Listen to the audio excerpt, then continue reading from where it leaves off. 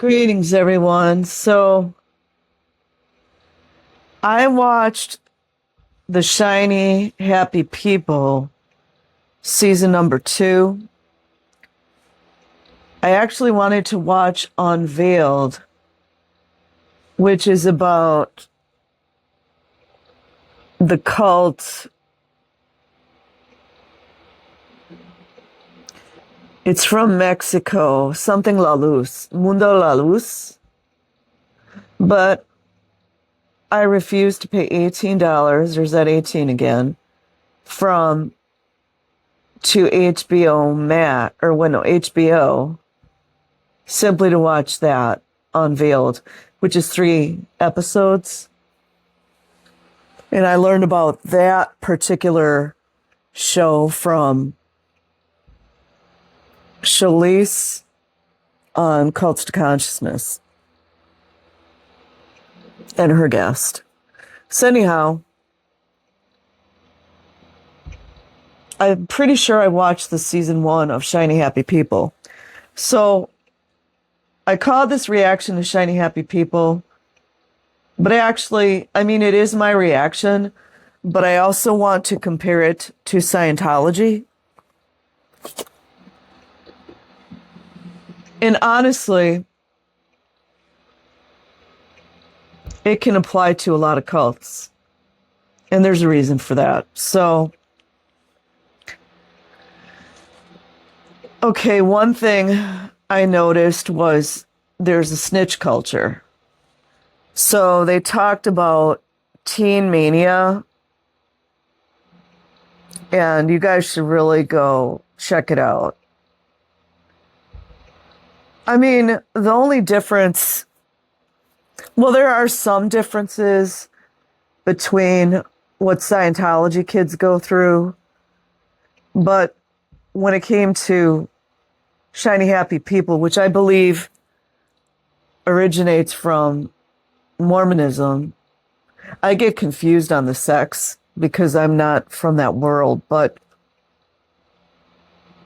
it was really on a massive scale.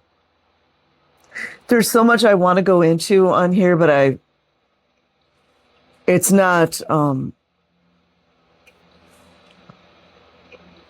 YouTube's not going to allow me to talk about all. I mean, there are other people that talk about certain things on YouTube, but YouTube's not going to allow it. The algorithm's not going to allow it. Powers that be are not going to allow it, but you guys will have to come to your own conclusions. So, and again, just go and study MK Ultra mind control. And I'm not an expert, but I am reading some more books about it. And I was in the military for almost 6 years, so there's that. There was a part in the series where some of the kids whom are now adults were talking about, what they put those kids through is repugnant. And of course, as usual, the words child labor were never brought up because, child trafficking was never brought up because,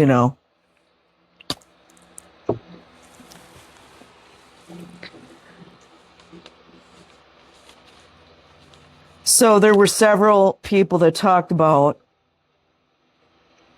not only did they make these kids dress up in these tribal attire, and one brown man, he was talking about how it was so culturally inappropriate, and they would send these kids down to various third world countries and then have them go in and kind of, how do I explain it? I don't want to say infiltrate. It was kind of like infiltrating, but they would go into these various villages and such, and then start to dress and act like the people from these places they were at. And it was I don't know. It was really creepy. And the kids were saying that they didn't feel good about it. And then when they did these exercises to practice these things at the Teen Mania events, I forgot what there was a specific name for some of these events, but they would actually make them dress up in these tribal attire. And it was like 98% Caucasian people. And they're dressed up in like various tribal attire, like maybe Native American or Black American, all these things. And it was just really grotesque. And this brown man, whom at the time was a teenager, said he felt really uncomfortable doing these things. And he was a dancer as well as some of the young ladies he was dancing with. They were doing it. And he said he felt really strange about the whole thing. And then there was a point where they had to do this like skit that was like brown faced or something, which, what did they used to call that back in the day? They would call it like black faced. It's extremely racially like, it's racist, basically. It's just a lot of things. So the part I wanted to get to was they were making these kids do these exercises. Like, for one, they did a lot of military things, which I definitely can relate to. But they would have these kids like not move for really long periods of time. That right there is MK Ultra 101. I'm not sure what it does, but it does something to people's brains. It rewires you. And it helps to like set the brainwashing or mind control, whatever you want to call it. And wouldn't you know that in Scientology, in these ethics handlings of the children, there's many times where they do not allow the child to move. And I wanted to read that book I keep telling you guys about, How to Train an Illuminati Mind-Controlled Slave by Fritz Springmeier. I started reading it and it disappeared from my phone, so I'm going to try to do it again. Or read it again, I should say. But anyhow, making people like stand still for long periods of time is a form of mind control. And now that I know what I know, I think part of like the movements that they do in the military, that's another form of mind control. If you think about like have you guys ever seen the Royal Guards or the UK Guards where it's not just UK, but they stand still for like hours at a time, guarding the royal, what do you call it? Like the property of the royals, which is pretentious in itself. And then they've got the changing of the guard. There's something about that. So anyways, I want to bring that up. And they were doing that to young kids. And of course, I remembered in the military a lot of, they call it parade rest. Then you stand at attention. There's different things you do. And if they make you stand at attention for long enough time, a lot of times people faint. Or if you lock your knees, you're going to faint. And things like that. So that's a comparison. I wanted to touch on the teen mania versus the Scientology kids. Child labor, because, the redhead guy here, I forgot what his name was. He was talking about how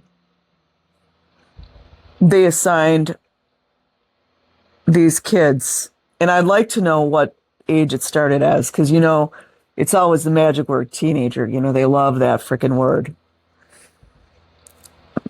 But then they would assign jobs for all these kids. And I mean, like, it was a massive scale. Massive massive scale. And all the same things as usual. It's always the same type of programs. But he talked about how there was one specific job he absolutely did not want to do. He did not want to do it. And he was praying to God that he would not have to do it. And obviously, you know that the people that are going to be like at the top of the pyramid or the, top in charge, they're going to be more narcissistic in nature. I personally feel I want to go deep, but I'm not going to be allowed to on YouTube. But I think that the guy Ron was like super narcissistic, but there was way more involved with that I'm not really allowed to talk about on YouTube. And so the redhead guy, I think his name was Derek, perhaps. He did not want to work at the call center. And what did he get assigned? Call center. And more likely, that reminds me that probably there were people there that knew he didn't want to be assigned at the call center. And that's probably why they did. Kind of like the call center at a Youth for Human Rights. But, the images that I showed you of the child laborers that are working there now. What do I know, right? And then the charismatic leader, cult leader, Ron. You guys are going to have to read between the lines. So, allegedly, Ron was like 15 years old or so. This is the story. That Ron was 15 years old and came from a troubled home. Where have we heard that before? That his parents were like hippies or something, and I think he was living perhaps with his mother, and then allegedly he went to go live with his dad and stepmom, something to that effect. And they're like hippies, smoking weed and all this stuff. And Ron was like just super, super upset and not happy with his life. So then he joins this Mormon movement as a teenager because, hint, hint. He just comes out of nowhere and then becomes this huge leader. And he pushes sadism. He pushes child sacrifice. He pushes something over your, what do they call it? They called it something like, I'm a slave to my body or something weird like that. Which is very much like Scientology. Because I forgot the guy's name. He was a brown man, African American. He was talking about how he didn't feel right when all these white kids were saying that to him. It's just mind control. And then guilt with punishment. And of course, you can learn tons from Anna Shalise. Boy, they do a great job over there. And there's a lot of other people talking about this, like Daniela. I'm trying to remember her last name. Daniela from Children of God, the knitting cult lady, ex-army officer, hoorah.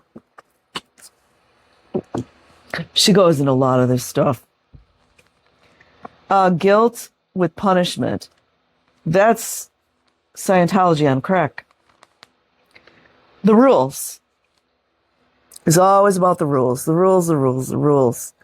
Where have we seen that before? In Scientology. Policies, policies, policies, policies, policies, disguised as dogma, with child abuse, child neglect, written right into the policies and protected by the ecclesiastical leaders, which oftentimes are perpetrators themselves. It's on the records. The children in Scientology that get AR'd, go to the so-called ecclesiastical leaders in Scientology, which also, too, in their policies, it's written, don't go to the cops. And the cops allegedly don't know anything about this. And, you know, for any of those good cops out there that want to do something about it, what are they going to do? Right? You got one, you know, I'm not saying there's just one good cop. What are they going to do? Go up against a multi-billion-dollar so-called religion? And I regret, I had found some stories on several, like quite a few different police officers, including LAPD, that had been fair gamed hardcore. And I regret that I didn't save those articles or posts. So hopefully I can come across some more of those. The us versus them. I always talk about, I love to use that song by Pink Floyd, you know, us and them.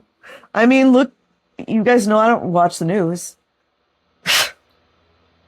I wouldn't be allowed to talk about what they're doing now, but us and them, that's what it's always about. We want you to take your weapon and go blow away all these individuals because we told you so. But here on United States soil, we want to take your G's away with all the psyops that they're doing right now.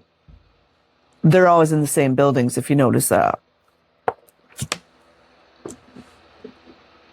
Always in the public buildings, especially where children are. Must be a coincidence.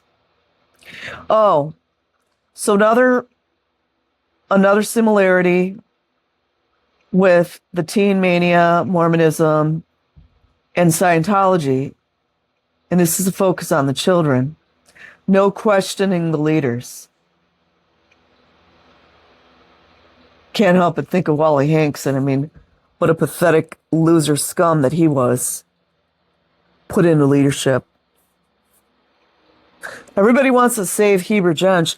I don't know much about Heber Jensch, but I mean, they're all under mind control. So I do feel like we do need to give some compassion to some of these folks. Even the parents that allow their kids to be abused. I'm not saying it's okay, but if you guys understood really well mind control, how it works. The mind control is so heavy, man. But, you know, I'm just bringing up, you know, various so-called leaders, right? Okay. Obedience. Do you guys remember when, what's his name? Oh my goodness. The British actor that's now in trouble for R-ing all these women. Shocking, I know. Oh, Russell Brand. Interesting name. When he was wearing his little Obey belt and he kept flashing it at Katy Perry. It's always about obey. Always. So obedience. Obedience in Scientology. Obey, obey, obey, obey, obey, obey, obey, obey. And Teen Mania took it to the freaking next level. In my humble opinion, these are mind control experiments, and they just wanted to see how far they could take it. It's really sick if you go see what they were doing in the Teen Mania. And now the psychopath in charge, in my opinion, he's a psychopath. Ron is trying to create another program that's just like Teen Mania with a different name, which, by the way, got several endorsements from a lot of politicians. It must be a coincidence, which shall remain unnamed here.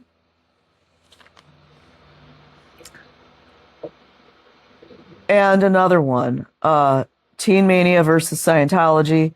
Other people are the enemy. It's almost like the people who wrote these magical formula curses were the same people, but, you know, almost like they're meeting in the basements of these churches and nobody knows about it. Okay. Oh, if you guys watch this teen, regarding the Teen Mania, the boot camp at Teen Mania after Columbine's, whatings was diabolical, sadistic. In some ways, to me, it was even worse than a military boot camp. And they were telling these teenagers they were warriors for God. Like, one woman was stating that she's like, when she was a teenager, she was saying, like, who's the enemy? Like, warriors for God. Like, but that's always how it works.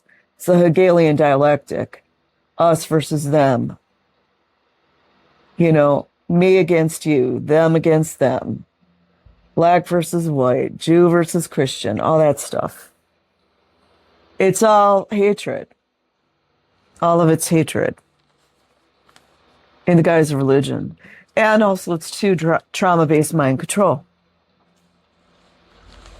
And then after the Columbine you-know-whating,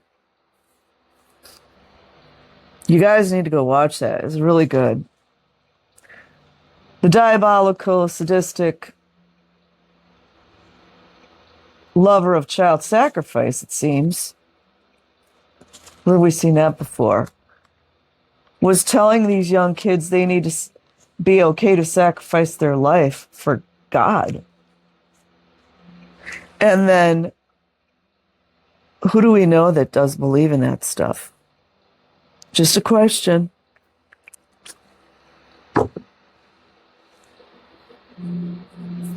And that's when a lot of these kids started to really ask questions. Imagine being a kid and being told you need to sacrifice your life for God. Don't you wonder which God that is? Just asking a question. Okay, and then I already brought up the sacrifice. And then there was something they called battle cry. Like, dude just was out of control. But apparently he was just this lost teenager. This Ron guy was a lost teenager that just came out of nowhere. And had a, abusive home life. And now all of a sudden he's just put in charge of everything. And he's screaming and hollering. Go watch it. You ever heard of the fervor? In fact, you know who talks about the fervor? I think Yanya Lalick talks about that, as well as Stephen Hassan. And it also shows up in network marketing. It also shows up in Beyonce concerts, almost like people are under a hypnotic trance.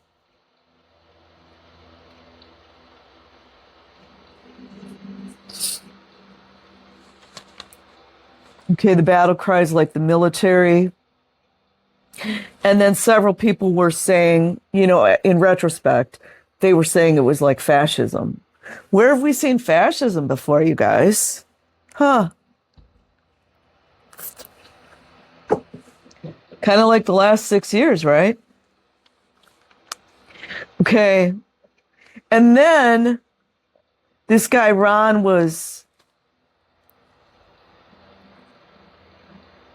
he was calling on these kids to get involved in politics, which I find kind of weird too, because I always thought we were supposed to be, but maybe you guys know I don't do politics.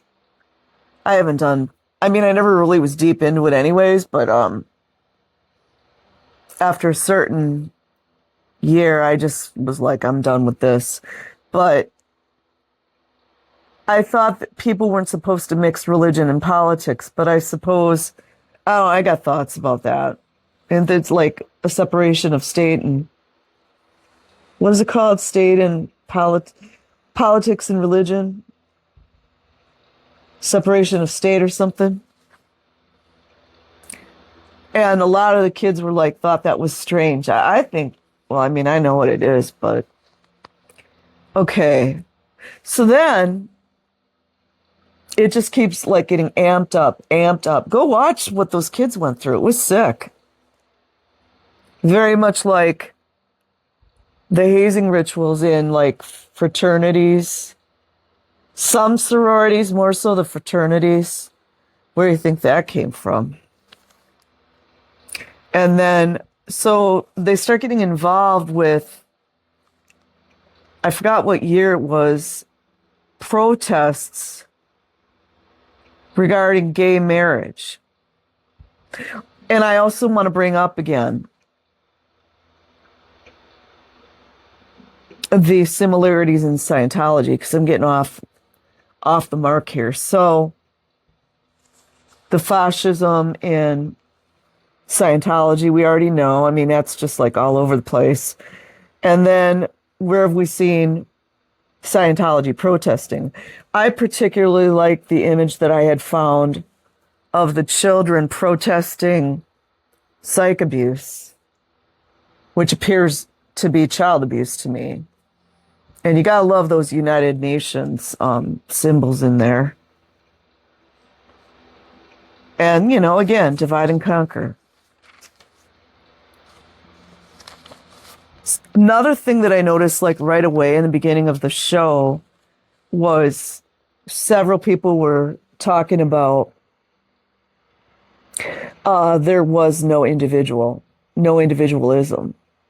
And I mean, Scientology's all about that. They're so similar, just weird, huh? In Scientology, it's like called the first dynamic. And even the blog post I read or the Substack post that I read yesterday about the Scientologies with the kids' language and how it affected their brains and their minds worse off than the adults was there was a part in there that they talked about the first dynamic. There is no individual. There's a phrase they use, I don't remember what it was, but it's like you are not allowed to think of the first dynamic as a child, everyone. So a lot of the kids in this teen mania and the Mormonism were talking about like there is no individualism. It is always the church above them. Oh, this one I found. Whew, you guys. This, I mean, like I've said, diabolical. To me, it's just so evil. So, I don't want this video to be too long, but they're talking about how, like, the kids would just get all revved up about this teen mania because they wanted something that was just not connected to their parents. They wanted to be able to do something for God, you know, on their own. So then this teen mania came, you know, and everything. And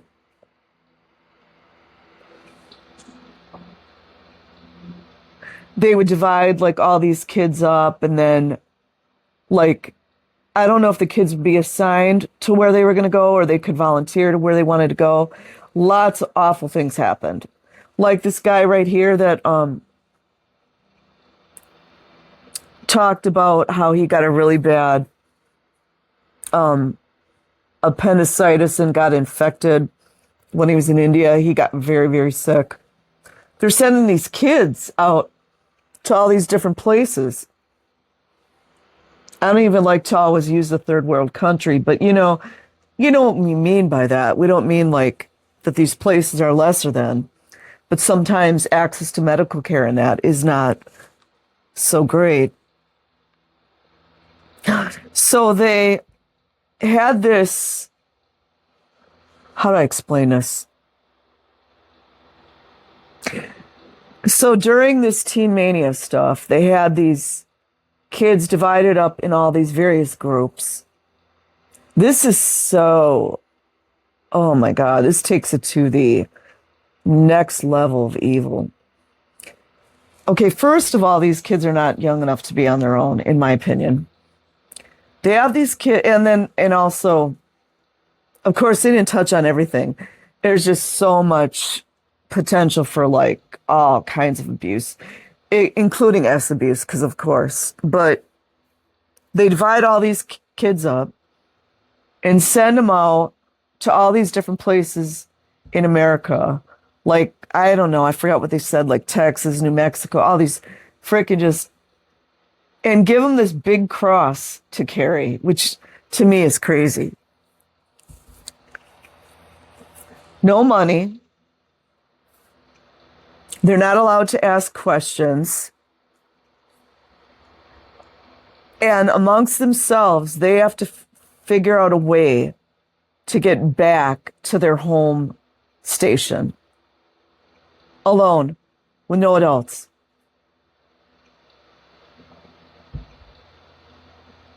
It reminds me of a ritual. Reminds me of a ritual. You know what other places do humiliation rituals, right? So,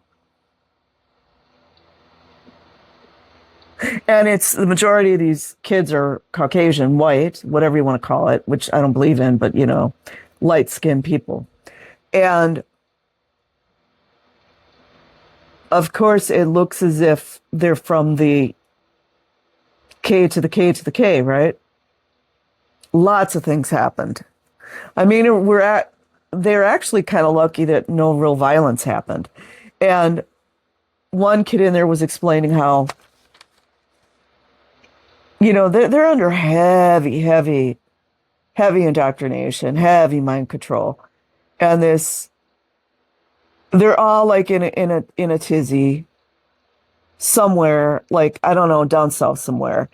And a police officer picks them up because everybody's complaining because you got these kids out there carrying this big cross. So it looks as if, you know what it looks like. And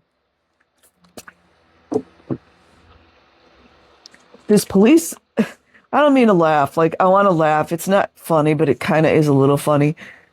So this police officer picks these kids up because everyone's complaining that, I mean, the reason I'm laughing, because I can imagine how crazy this looked. But I mean, I feel sorry for these kids. You know, they just dropped them off in the middle of nowhere. They have no money. And so the cop picks them up.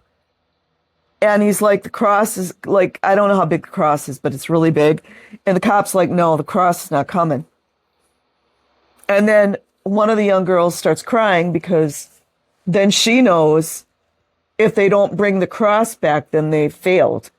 It's just sad.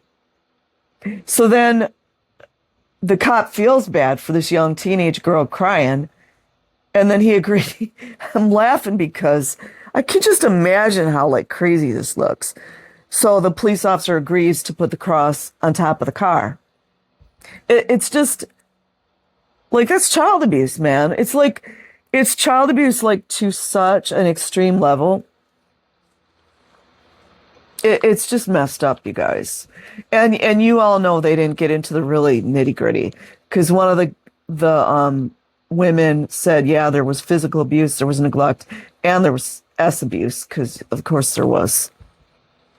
And some of the kids became abusers, but they were just like so indoctrinated themselves. So, I mean, you don't know once those kids get out, if they get out, because a lot of them did not. And then they just become like either narcissists or just complete psychopaths. Okay, and then another similarity that I had seen was shaming for sex, like just over and over and over and over. Scientology, you're out 2D, you're out 2D, you're out 2D. Except in the case where an adult grown man, R's a little girl or a little boy. I mean, they do call it out 2D, but it's always shame, shame, shame, shame. Jenna talked about it. when she kissed a boy. She was young. I forgot how old she was. Very normal for a teenage girl to be attracted to a boy or, whatever it is. They did the exact same thing to these teenagers in this Mormonism. Exact. And one of the young singers, really pretty looking Latina. I thought she was Latina. She had these real curly hair. She was a singer. She goes into a big story about what they did to her. It's sick. And then they humiliated her on a music video. They love those humiliation rituals.